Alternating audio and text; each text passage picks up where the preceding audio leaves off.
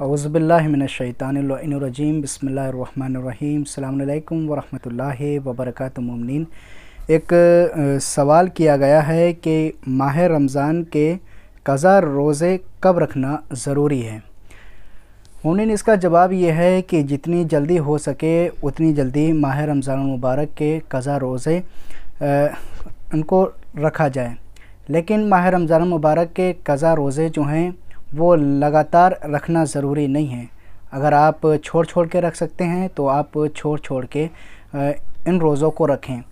लेकिन अगर आपके जो माह रमज़ान मुबारक के रोज़े जो क़ज़ा हुए हैं और वो माह रमज़ान मुबारक आने वाले माह रमज़ान मुबारक से पहले वो उनको अदा ना कर पाए, तो फिर मोमिनीन उन रोज़े की क़ज़ा भी करेगा और साथ में फ़िदिया भी देगा। फ़िदिया क्या चीज़ मोमिनीन?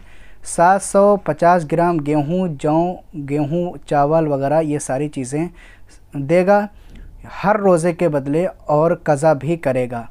लेकिन अगर बीमारी की वजह से माह रमज़ान मुबारक के रोज़े क़ज़ा हुए हैं और वो बीमारी इतनी तूल पकड़ ले कि वो आने वाले माह रमज़ान मुबारक तक वो बीमारी रहे, तो सिर्फ़ और सिर्फ इसका अमल ये है कि उन रोज़ों की क़ज़ा वाजिब नहीं है, सिर्फ़ और सिर्फ फ़िदिया देगा। बस उसके लिए वही काफ़ी होगा।